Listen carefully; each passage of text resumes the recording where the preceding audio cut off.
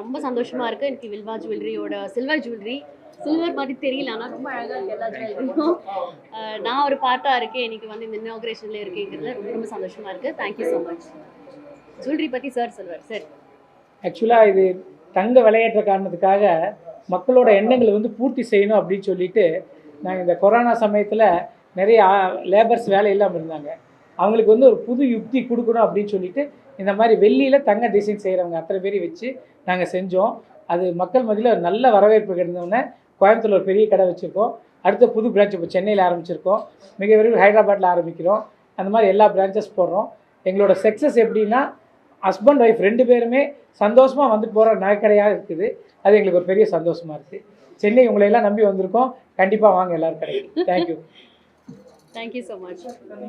இன்னைக்கு ஆக்சுவலாக வந்து நீங்கள் தங்கத்தில் என்னென்ன டிசைன்ஸ் இருக்கோ அத்தனையுமே நாங்கள் பண்ணித்தரோம். நீங்கள் எதாவது ஆர்டர் கேட்டாலும் அதே மாதிரி நாங்கள் பண்ணித்தரோம். நாங்கள் ஓன் ஃபேக்ட்ரி வச்சுருக்கோம், ஜுவல்லர் மேனுஃபேக்சரிங் ஃபேக்ட்ரி வச்சுருக்கோம். நாங்கள் எல்லா டிசைன் வெரைட்டிஸ் பண்ணித்தரோம். இன்னைக்கு வந்து தங்கத்தோட விலை ஏற்றத்தின் காரணமாக ஒரு middle class lower middle class வந்து வாங்குறதுக்கு ஒரு தயங்கிட்டு இருக்காங்க தங்க நகைகளை. அதுக்காக இந்த மாதிரி வெள்ளி நகைகளை பார்க்குறதுக்கு தங்கம் மாதிரியே இருக்கும். அந்த மாதிரி ஒரு வெள்ளி நகைகளை இங்கே வந்து நாங்கள் காட்சிப்படுத்தி இருக்கோம். இது வந்து தங்க வேலை செய்கிற அதே லேபர்ஸ் வச்சு பண்ணுறனால அதே அளவு டிசைன் எஃபெக்டிவ்னஸ் எல்லாமே நல்லா வரும். ஒரு காஸ்ட் வைஸ் பார்த்தீங்கன்னா ரொம்ப சீப்பாகவும் இருக்கும், அஃபோர்டபுளாக இருக்கும். அதனால் எல்லாருமே எல்லா லெவல் மக்களும் இதை யூஸ் பண்ண முடியும்.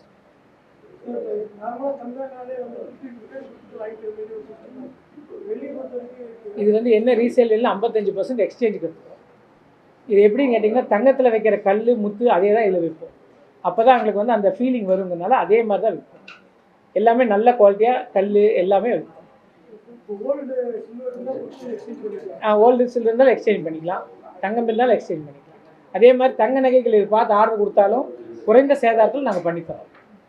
இதில் ஒட்டியானம் மட்டும் கிட்டத்தட்ட ஒரு 350-400 வெரைட்டி ஒட்டியானம் மட்டும் வச்சுருக்கோம். நீங்கள் எந்த டிசைன் எடுத்தாலுமே இந்த எல்லாமே இந்த ஒரே இந்தியா முழுக்க தயாராகிற எல்லா ஒட்டியான டிசைனும் இதில் வந்து சேர்ந்துடும்.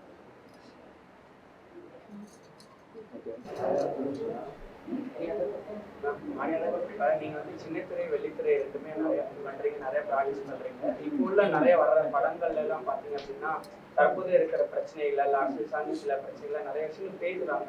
ஸோ அதை ஒரு ஆர்டிஸ்டா நீங்க எப்படி பாப்பீங்க? அதுக்கான முக்கியத்துவம் எப்படி இருக்கு? ஐ திங்க் அது வரவேற்கத்தக்கதுன்னு நினைக்கிறேன். பிகாஸ் தட்ஸ் வெரி இம்பார்ட்டன்ட் இல்லையா? நம்ம சும்மா ஒரு மசாலா படம் பார்க்குறதுக்கும் ஒரு நல்ல கருத்து சொல்கிற படம் பார்க்குறதுக்குமே நிறைய டிஃப்ரென்ஸ் இருக்குது. ஸோ அதை நான் நல்லா. ஏன்னா இப்போ சமீப காலத்தில் வந்து இப்போ முன்ன உள்ள படங்கள்னா இப்போ ஒவ்வொரு சில இயக்குநர்களுக்கு ஒவ்வொரு இதாக இருக்கும்.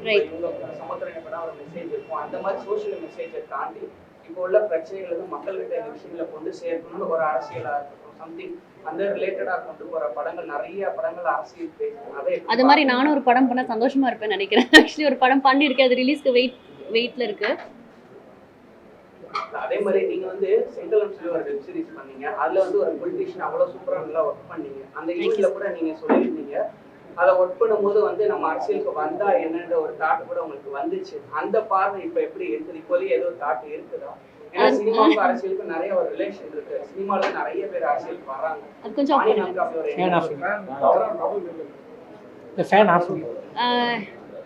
எனக்கு ஒரே ஒரு விஷயம் தான், அரசியலுக்கு நம்ம தான் வரணும், அவங்க வரணும், இவங்க வரணும் கிடையாது. யார் நல்லது பண்ணணும்னு நினைக்கிறாங்களோ அவங்க எல்லாருமே வரணும். So I think that's the one thing.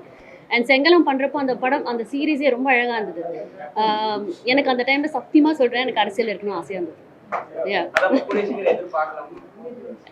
ஐயோ ஏங்க அப்படி கூடிய சீக்கிரமா தெரியாது. பட் டெஃபினெட்லி எனக்கு அந்த ஆசை அந்த சீரீஸ் பண்ணுறப்போ இருந்தது, இப்பவும் இருக்குது, இல்லைன்னு சொல்ல மாட்டேன்.